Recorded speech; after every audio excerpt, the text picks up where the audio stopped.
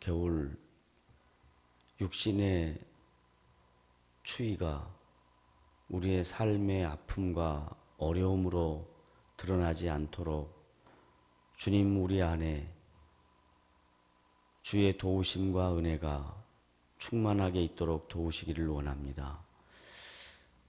세상의 여러 가지 일들이 어렵고 힘들어서 참 마음이 낙심되고 지치고 힘들어도 주님 그때마다 우리를 일으켜 세우시고 하나님의 방법으로 우리를 선하게 인도해 주시옵소서.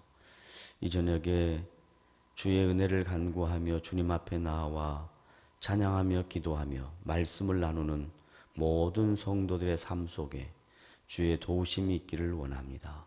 수고하는 모든 종들 주께서 귀하게 여기시고 하나님께서 베푸시는 은혜들이 저들의 삶 속에 열매들로 드러나도록 도와주시옵소서. 이 저녁에 함께 주의 말씀을 나눌 때 우리 가운데 함께 하시는 주님을 찬양하옵고 예수님의 이름으로 감사하며 기도드리옵나이다. 아멘. 하나님의 말씀 봅니다. 출애굽기 20장 14절 한 절입니다. 출애굽기 20장 14절 한 절 말씀 다 같이 함께 읽습니다. 시작. 간음하지 말라.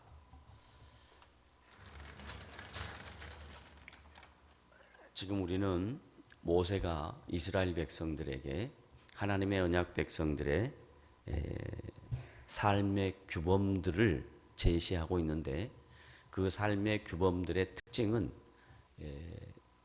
10계명 안에 들어있고 그 10계명을 크게 둘로 나누면 1계명부터 4계명까지는 하나님과 언약 백성들과의 관계, 그리고 5계명부터 10계명은 하나님의 언약 백성들의 삶 속에 그들이 지켜야 될 규범들입니다. 그리고 지금 우리는 제7계명에 간음하지 말라 하는 내용을 함께 생각해 볼 것입니다. 성경에서 말하는 간음은 크게 두 가지로 나눌 수 있습니다. 하나는 육체적인 것과 두 번째는 영적인 것입니다.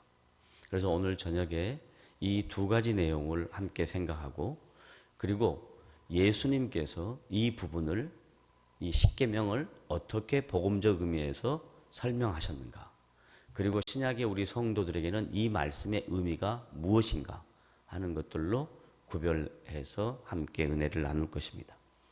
먼저 육체적인 의미에서 간음입니다. 지금 이 말씀을 기록할 때 이스라엘 백성들의 삶의 양태 속에, 그리고 그들의 삶의 정황 속에 사회 질서를 유지하기 위해서는 매우 중요했던 인륜, 인간의 도리입니다. 본분입니다. 그런데 이 말씀을 순종하고 복종하고 그리고 이 말씀대로 따라 사는 것은 만만한 일이 아닙니다. 쉬운 일이 아닙니다. 왜냐하면 인간은 아담의 범죄로 말미암아 우리 안에 죄성이 있었기 때문에 이 죄성을 갖고 있는 모든 인간들에게는 이 계명에서 어느 누구도 나는 자유롭다 라고 할 사람이 아무도 없습니다. 모두 다 이 말씀 앞에 다 양심의 걸림과 이 말씀 앞에 어느 누구도 100% 하나님의 말씀에 순종하고 산다라고 고백할 사람이 아무도 없습니다. 예를 들어서 구약의 다윗 하면 하나님의 나라를 이루어가는 일에 매우 훌륭하게 쓰임받았던 도구입니다. 이스라엘 백성의 역사 속에 매우 훌륭한 왕이기도 합니다. 사람이 세운 왕 사울 왕이 있었고, 그 사울 왕은 사람의 기준으로, 사람의 평가로, 그리고 사람의 능력을 근거로 해서 이스라엘 백성들이 다른 주변 국가들에게도 왕정 통치가 있으니까 우리도 능력 있는 사람을 세워서 왕이 중앙 집권 체제를 갖고 다스리는 제도적인 국가가 되기를 원하는 마음으로 사람이 세운 왕이 사울입니다. 그런데 사울 왕이 폐위되고 하나님이 세우신 왕 다윗 왕이 세워집니다. 그러면 하나님이 다윗 왕을 세우셨으면 다윗 왕의 인생 속에 흠이 없어야 된다고 생각하는 것이 일반적인 생각입니다. 그렇죠? 사울 왕은 사람들이 선택한 자격과 조건과 능력을 보고 세운 왕입니다. 그런데 그를 폐위하고 하나님이 다윗 왕을 그 형제 중에서 아무도 겉들어 보지 않는 그 형제 중에서 말제 다윗을 왕으로 세워놨습니다. 그러면 하나님께 세워진 왕 다윗은 인간적으로 생각하면 흠이 없어야 된다라는 것이 보편적인 상식입니다. 그런데 성경은 다윗의 연약함을 사무엘하 11장에서부터 13장까지 주르륵 서술해서 기록합니다. 다윗이 이제 통치자로서 주변에 있는 부족들이나 나라들을 하나씩 점령하게 됩니다. 그리고 자기를 따르는 수많은 군대 장관들과 부하들이 있습니다. 그러던 어느 날 다윗이 이렇게 궁전을 거니는데 아름다운 여인을 보게 됩니다. 그 아름다운 여인이 여러분이 잘 아듯이 우리아의 아내 누구죠? 밧세바입니다. 밧세바를 보고 그 마음에 그를 사모하는 마음이 생겨서 그를 취합니다. 그리고 그의 남편 우리아를 전쟁터에 나가서 여러 가지 상황이 전쟁터에서 죽을 수밖에 없는 그런 상황으로 몰고 갑니다. 그래서 그 자리에서 전사합니다. 그러면 지금 다윗은 이 10계명의 앞에 있는 6계명 살인하지 말라는 그 계명도 간접 살인으로 이미 계명을 어기는 것이고 7계명 간음하지 말라는 그 계명도 어기는 것입니다. 만약에 성경에 기록된 이 말씀이 계명 그것 자체로 율법 그 자체로 의미를 두고 있다면 다윗은 하나님 앞에 징계를 받아야 마땅합니다. 그런데 이 사무엘 하의 내용을 쭉 살펴보면 하나님께서 다윗의 인생 속에 개입을 하십니다. 나단 선지자를 통해서 그의 허물을 지적합니다. 그 허물을 지적받았을 때 다윗이 하나님 앞에 자신의 연약함과 허물을 인정합니다. 그리고 난 다음에 우리아가 아이를 낳는데 그 아이가 일주일 만에 죽습니다. 다윗이 매우 상심합니다.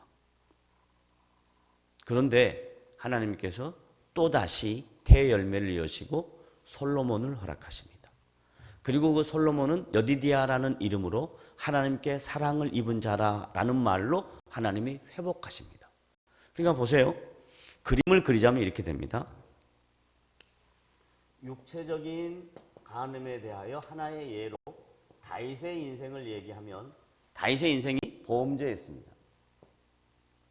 그런데 범죄한 다윗을 하나님께서 7계명을 범했으니까 징계해야 되는데 징계하지 않고 나단 선지자를 보내서 그의 허물을 지적합니다. 다윗이 지적받은 내용들 앞에 하나님 앞에 자신의 연약함과 허물을 인정합니다. 자백합니다. 그리고 우리아까지 간접 살인으로 범죄를 자행한 자신의 그 죄악된 모습과 그의 허물을 깊이 있게 통회합니다. 그리고 난 다음 첫 아들은 잃고 두 번째 아들 하나님이 솔로몬을 주시고 솔로몬의 또 다른 이름 여디디아라는 이름을 통해서 하나님께서 그를 사랑하신다라는 이름으로 솔로몬을 허락하십니다. 그리고 난 다음에 솔로몬이 다윗의 대를 이어서 이스라엘 백성의 3대 왕이 됩니다. 솔로몬의 행적 중에 아주 귀하고 잘한 일도 많습니다. 그런데 솔로몬의 행적 바로 다음에 이어서 이스라엘이 남유다, 북이스라엘 이렇게 나누어지는, 여로보암과 르호보암으로 나누어지는 이 이스라엘 백성의 최대 비극이 솔로몬 다음 세대에 나타납니다. 그러니까 성경은 뭘 추정하냐면, 인간들은 하나님이 주신 그 계명을, 하나님이 허락하시는 이 율법을 어느 누구도 완벽하게 지킬 수 있는 사람은 아무도 없다라는 이야기입니다. 그걸 사도 바울이 이렇게 합니다. 의인은 없나니 하나도 없다라고 성경에서 말합니다. 이게 이제 하나의 육체적 간음의 예고. 두 번째, 영적 간음을 성경에서는 이 말씀 안에 포함해서 얘기합니다. 이스라엘 백성들에게 하나님께서 다른 신을 섬기지 말고 나만이 너희들의 신이며 너희들의 삶의 통치자인 것을 믿고 따라야 된다. 그렇게 수도 없이 수많은 이적과 기적으로 하나님의 언약 백성들의 삶 속에 보여주셨는데도 불구하고 하나님의 언약 백성들인 이스라엘 백성들은 하나님 앞에 영적인 간음을 자행합니다. 그게 이제 에레미야서로 가봅니다. 에레미야 32장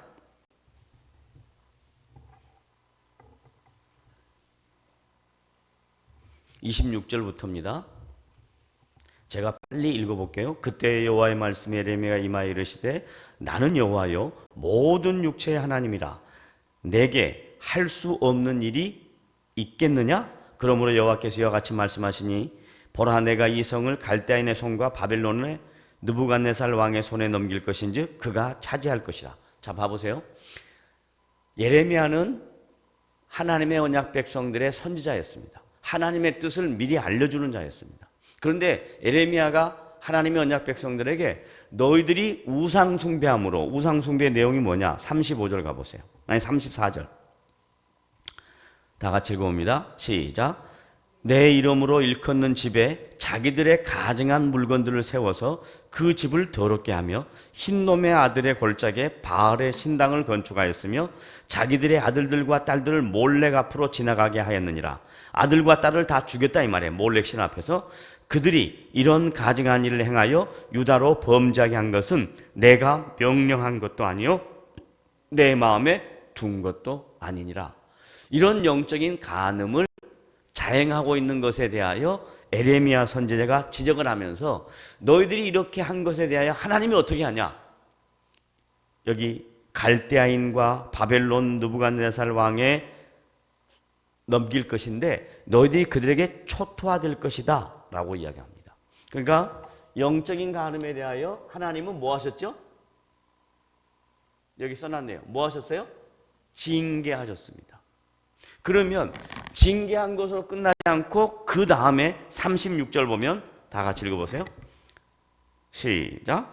그러나 이스라엘의 하나님 여호와께서 너희가 말하는 바 칼과 기근과 전염병으로 말미암아 바벨론 왕의 손에 넘긴 바 되었다 하는 이 성에 대하여 이와 같이 말씀하시니라. 보라 내가 노여움과 분함과 큰 분노로 그들을 쫓아보내었던 모든 지방에서 그들을 모아들여 이곳으로 돌아오게 하여 안전히 살게 할 것이다. 38절. 그들은 내 백성이 될 것이고 나는 그들의 하나님이 될 것이며 내가 그들에게 한 마음과 한 길을 주어 자기들과 자기 후손의 복을 위하여 항상 나를 경외하고 내가 그들에게 복을 주기 위하여 그들을 떠나지 아니하려 하는 영원한 언약을 그들에게 세우고 나를 경외함을 그들의 마음에 두어 나를 떠나지 않게 하고 내가 기쁨으로 그들에게 복을 주되 분명히 나의 마음과 정성을 다하여 그들을 이 땅에 심으리라. 징계하는 것으로 끝나지 않고 어떻게 하세요? 다시 회복하십니다. 그러니까 출애굽기 20장에 말하는 간음하지 말라 하는 그 의미의 구약적 내용은 육체적 간음과 영적 간음 이 두 가지로 나누는데 육체적 간음을 저지른 다윗도 하나님이 징계하는 것으로 끝나지 않고 다시 그를 위로하고 회복하시는 것으로 성경은 얘기를 하고, 그 다음에 영적 간음을 하는 이스라엘 백성들도 하나님이 그들을 징계는 하지만 징계가 목적이 아니라 다시 회복하는 것이 성경의 내용이다 이 말이에요.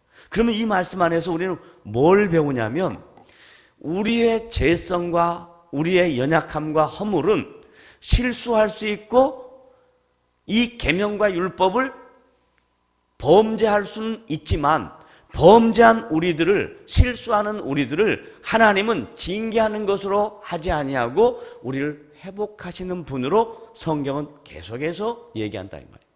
그러면 이 말에 대하여 예수님은 뭐라고 말씀하시는가? 마태복음 5장 가봅니다.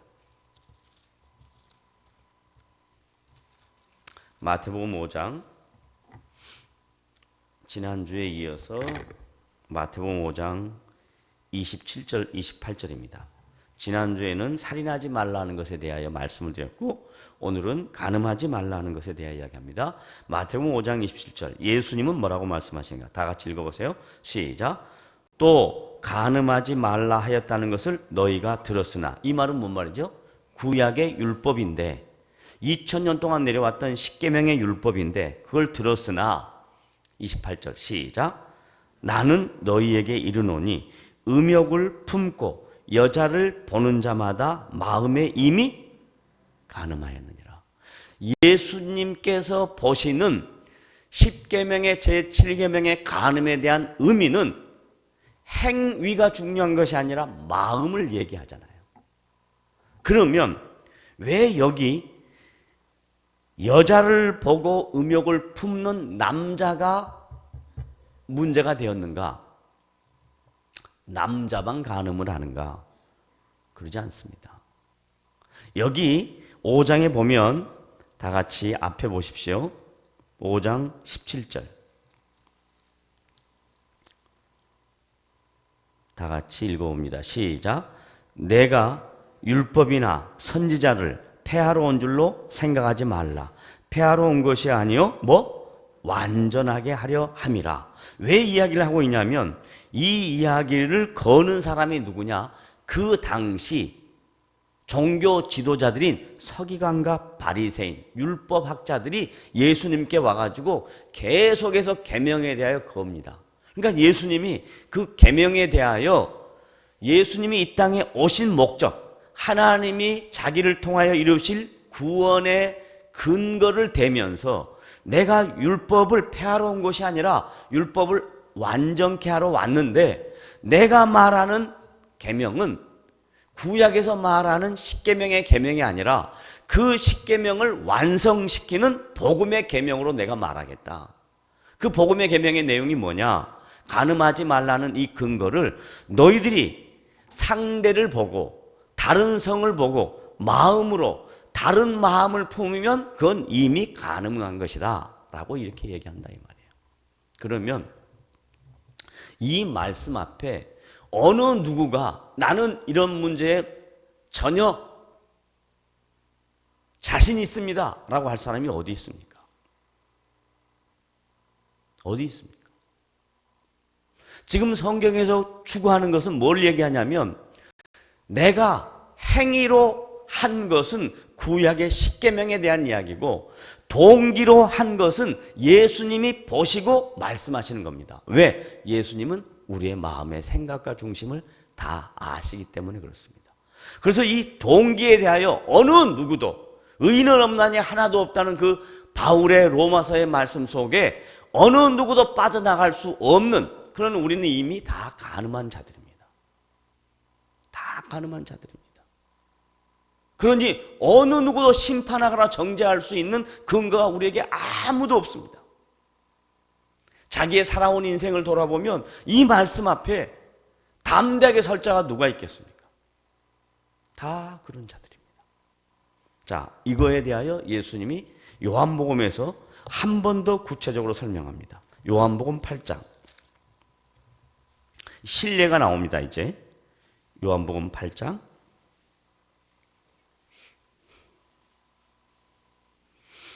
요한복음 8장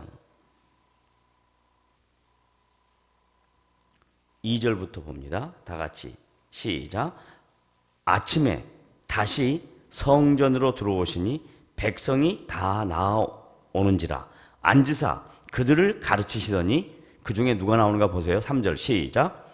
서기관과 바리새인들이 그 당시 종교 지도자들입니다. 구약의 율법을 그대로 지켜야 한다고 생각했던 종교 지도자들입니다. 그들이 다 같이 시작. 음행 중에 잡힌 여자를 끌고 와서 가운데 세우고 예수께 말하되 선생이여 이 여자가 간음하다가 현장에 붙잡혔나이다. 행입니까 동기입니까? 행입니다. 그러니까 거기에 대해서 5절 시작. 모세는 율법에 이러한 여자를 돌로 치라 명하였거니와 선생은 어떻게 말하겠나이까? 그들이 이렇게 말하면 고발할 조건을 얻고자 하여 예수를 시험함이라. 왜냐하면 예수님이 말씀하는 복음 안에서의 계명은 구약에서 말하는 십계명의 계명과 다르다 이 말이에요. 십계명은 그 당시 하나님께서 하나님의 언약 백성들의 삶을 이방인들과 구별된 삶으로 만들기 위해서 주신 가장 기본적인 삶의 규범이고, 예수님이 하신 말씀은 복음 안에서 이 구약의 모든 것들을 완성하러 오신 예수님이 갖는 복음의 의미는 그런 구약의 십계명 조건적인 계명만으로 얘기하는 것이 아니라 그 계명을 완성하러 오신 예수님이 갖는 가치관이 다르다 이 말이에요. 거기에 대하여 이렇게 이야기하죠. 그들이 이렇게 말하면 고발을 조건 얻고자 예수를 시험함이라. 예수께서 몸을 굽히사 손가락으로 땅에 쓰시니 7절 다 같이 읽습니다. 시작. 그들이 묻기를 맞이 아니하는지라. 이에 일어나 이르시되 너희 중에 죄 없는 자가 먼저 돌로 치라 하시고. 너희 중에 뭐? 아니 너희 중에 뭐? 죄 없는 자. 주님이 지금 지적하는 것은 행위를 이야기하는 것이 아니고 너희들 안에, 마음속 안에 담겨져 있는 모든 죄가 서기관 너희들, 바리새인 너희들 속에 다 있다 이 말이에요. 죄 없는 자가 차봐라. 그러니까 8절 다시 몸을 굽혀 손가락으로 땅에 쓰시니 그들이 이 말씀을 듣고 그 다음 뭐라 그래요? 양심의 가책을 느껴 어른으로 시작하여 젊은이까지 하나씩 나가고 오직 예수와 그 가운데 섰는 여자만 남았더라.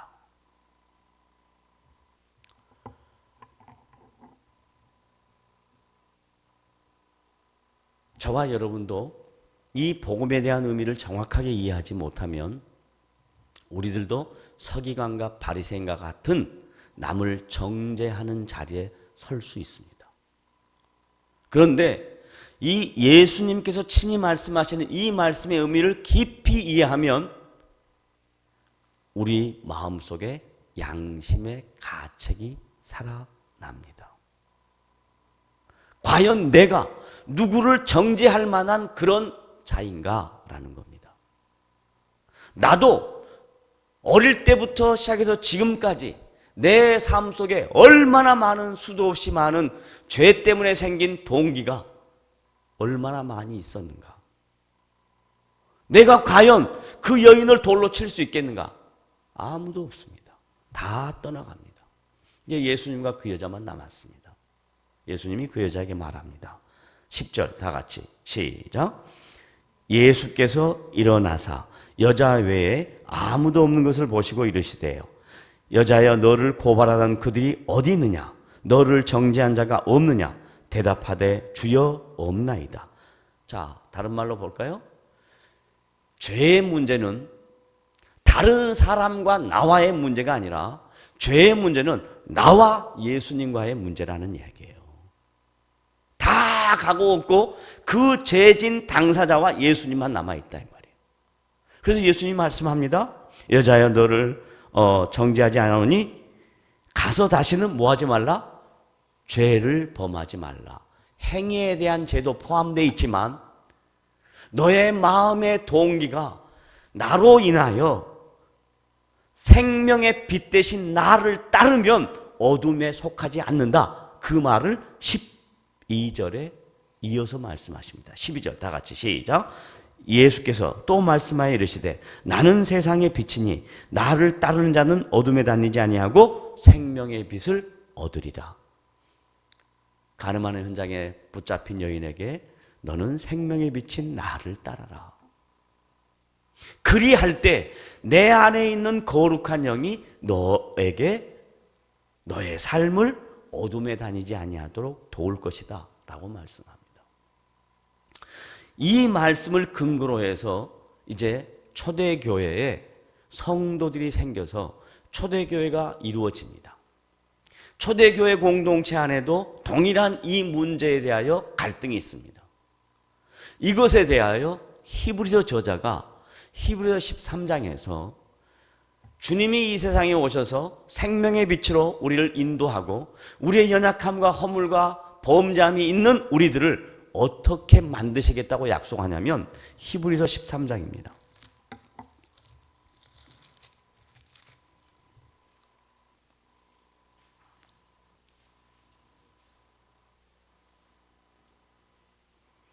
히브리서 13장 20절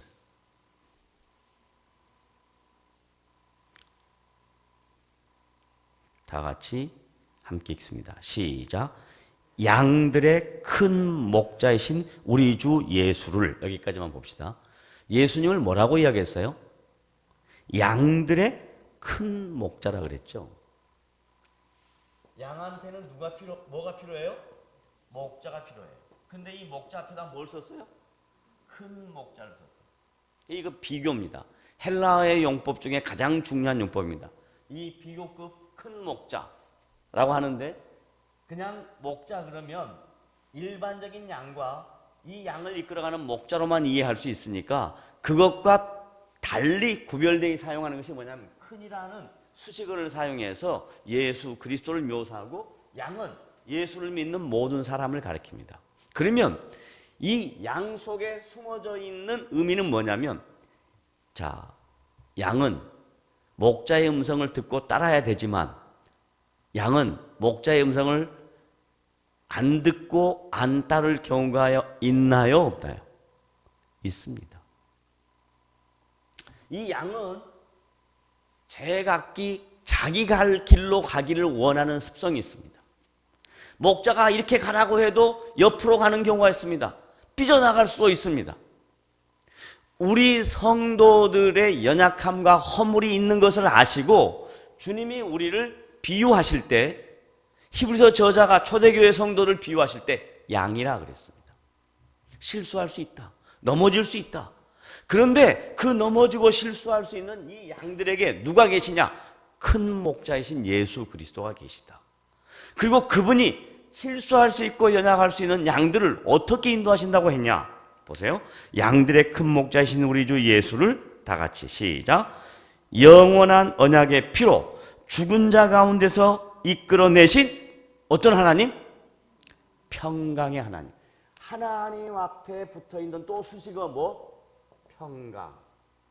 양이 잘못된 길로 갈 수 있어도 하나님은 항상 관계를 회복하시길 원하시는 그 하나님의 열심과 의지가 있어서 우리가 잘못된 길로 가도 큰 목자이신 예수 그리스도를 통해서 다시 우리를 이끌어 오시기를 원하시는 하나님을 평강의 하나님이라고 이야기하는 겁니다. 우리가 허물이 있고 연약해도 평강의 하나님이 우리 주 예수 그리스도를 통해서, 큰 목자이신 그리스도를 통해서 양인 우리들을 바른 길로 인도하기를 원하신다 이 말이에요. 그러면서 그 다음 말씀이 이제 구체적으로 씁니다. 그 하나님이, 이게 주어예요. 그 평강의 하나님이 주어인데 그 다음 어떻게 하시느냐? 21절 시작. 모든 선한 일에 너희를 온전하게 하사. 1번, 우리를 어떻게 한다고요? 온전하게 한답니다. 그러니까 양이 실수할 수 있고 허물이 있을 수 있는데, 하나님이, 평강의 하나님이 우리를 계속 회복시키기를 원하시는 하나님이 예수 그리스도를 중보 삼아서 우리를 뭐하게 하신다? 온전하게 하신다. 이 얼마나 놀라운 은혜인가. 서기관과 바리새인은 현장에서 붙잡힌 행위, 사건을 보고 돌로 쳐 죽이려고 했는데 예수님의 말씀은 죄 없는 자는 돌로 쳐 죽여라 라고 하시면서 그 예수님이 중보자가 되어서 평강의 하나님이 하나님의 거룩한 백성들이지만 양처럼 실수할 수 있고 연약할 수 있어도 주님이 우리를 온전케 하신다는 약속이 이 말씀 안에 들어있단 말이에요. 초대교회 성도들이 실수했다 이 말입니다. 초대교회 성도들이 연약할 수 있었다는 이야기예요. 그런데 우리를 온전케 하시겠다라는 거예요. 그 다음 두 번째 2번 어떻게 한다고요? 자기 뜻을 행하게 하시고, 양이 자기가 원하는 것을 하고 싶은데 예수 그리스도를 통해서 하나님의 뜻을 행하게 하시는 것으로 우리를 이끌어내겠다라는 거예요. 자꾸 우리는 엉뚱한 길로 가도 하나님이 우리를 붙잡아내서 그 길로 가지 마라, 이 길로 와라 라고 하시겠다 이 말이에요. 하나님의 뜻을 행하는, 하나님의 뜻을 행하게 하시고, 그 다음에 세 번째 3번 다 같이 시작. 그 앞에, 누구 앞에일까요? 하나님 앞에, 예수님 앞에. 그 다음 즐거운 것을 예수 그리스도로 말미암아 우리 가운데 이루시기를 원하노라. 하나님이 우리를 통해서 하나님의 즐거움을 이루시겠다, 하나님의 즐거움을 이루시겠다 라고 말합니다. 이 히브리서는요, 초대교회 성도들을 권면하기 위하여 쓴, 성도들을 격려하기 위하여 쓴 말씀입니다. 그래서 마지막 결론 부분에 너희들이 허물이 있다, 너희들의 연약함이 있다, 너희들의 실수가 있다, 그런데도 불구하고 예수 그리스도를 통해서 모든 평강의 하나님이 너희를 이렇게 만들어내실 것이다 라고 합니다. 그리고 난 다음에 마지막 결론으로 이렇게 이야기하죠. 영광이, 다 같이 시작. 영광이 그에게 세세 무궁토록 있을지어다. 왜 영광이 그에게 있냐? 우리가 이렇게 허물이 있는데 그 허물이 있으신 우리들을 큰 목자이신 예수님이 우리를 위하여 중보하심으로, 성령께서 우리를 위하여 간구하심으로, 그래서 받으실 영광은 그분이 받으신다 이 말입니다. 저와 여러분을 통해서 하나님은 영광을 받으시겠답니다. 서기관과 바리새인들은 그 사람의 행위와 율법을 범한 것을 보고 돌로 쳐 죽이려고 했지만 하나님은 그리스도를 통해서 우리를 살리시고, 그리고 우리의 연약함과 허물을 기다리시고, 뿐만 아니라 우리로 하여금 하나님께 영광이 되는 그런 삶으로 우리를 바꿔주시겠다는 것이 하나님의 복음입니다. 이게 율법과 복음의 차이입니다. 율법은 정죄의 기능인데 복음은 살리는 기능이라 이 말이에요. 다 같이 따라합니다. 율법은 죽이는 기능이요. 크게 하세요. 율법은 죽이는 기능이요. 복음은 어떻게 하는 거라고요? 살리는 기능입니다. 여러분이 제발 누구를 정죄하는 자리에 서지 마십시오. 예수님이 하신 말씀을 정확하게 들으십시오. 너희 중에 죄 없는 자 돌로 쳐라. 우리가 어떻게 하나님 앞에 양심의 가책이 있다면 죄 없는 사람이 어디 있겠습니까? 그 말을 다른 말로 바꾸면 누구도 어떤 사람 앞에 자기의 기준으로 상대방을 정죄해서는 안 된다라는 이야기입니다. 그러면 복음적인 시야를 가지면, 복음적인 가치를 가지면 하나님이 우리를 살리셨으니, 하나님이 나를 살리셨으니, 하나님이 나를 여기까지 인도했으니 저 사람도 하나님이 인도해 내실 것을 믿는다, 이 마음이 있어야 이게 복음적인 의미의 10계명에 대한 7계명의 해석입니다. 이렇게 이해하지 못하고 간음하지 말라 하는 명령과 계명으로만 이해하면 모든 사람이 전부 다 정죄하는 자가 됩니다. 마치 서기관과 바리새인처럼. 여러분은 서기관과 바리새인이 되지 마십시오. 그들은 종교라는 이름으로 사람을 죽이는 일에 앞장섰던 사람입니다. 그리스도는 종교라는 이름이 아니라 사랑이라는 이름으로 사람을 살렸습니다. 서기관과 바리새인은 종교라는 이름으로 사람을 죽였고, 그리스도는 사랑이라는 이름으로 십자가로 사람을 살렸습니다. 이게 율법과 복음의 차이입니다. 어느 누구도 이런 문제 앞에 상대방에 대하여 함부로 폄하하거나 함부로 이야기하지 마십시오. 지금 인터넷에 홍대 앞에 세워진 모 교회에 대하여 말이 많습니다. 그냥 두세요. 그냥 놔두세요. 말하지 마세요. 왜? 저와 여러분은 그 사람보다 더 허물이 많은 줄 모릅니다. 어찌 가볍게 그렇게 남을 심판하거나 평가합니까? 그냥 두십시오. 그 모든 문제에 대해서 하나님이 알아서 하실 것이다. 가슴은 아프죠. 안타깝죠. 힘이 들죠. 그러나 내가 정죄자가 되면 안 됩니다. 내가 심판자가 되면 안 됩니다. 내 기준으로 상대방을 평가해서는 안 됩니다. 이게 복음의 사람입니다. 율법의 사람은 내 기준으로 내가 알고 있는 근거와 내가 경험했던 것들로 사람을 평가하게 됩니다. 그러나 율법은 그러지 않습니다. 용서와 사랑과 십자가의 희생으로 하나님이 우리를 불러내셨는데, 하나님이 우리를 이렇게 만드신다고 하는데, 그 하나님의 만드시는 그 걸작품이 만들어질 때까지 우리는 인내하고 참고 견디는 것입니다. 이런 부분이 바로 복음의 사람들이 설 자리입니다. 저와 여러분은 이렇게 복음의 자리에 섰으면 좋겠다 생각이 들어서 오늘 십계명에 대한 제7계명에 대한 말씀을, 정말 다른 말들 하고 싶은 말이 많은데 중요한 것만 몇 가지 뽑아가지고 말씀을 전했습니다. 다음 시간에는 나머지 내용들 함께 생각하도록 하겠습니다. 기도하겠습니다. 하나님 아버지, 오늘도 우리에게 주님의 마음과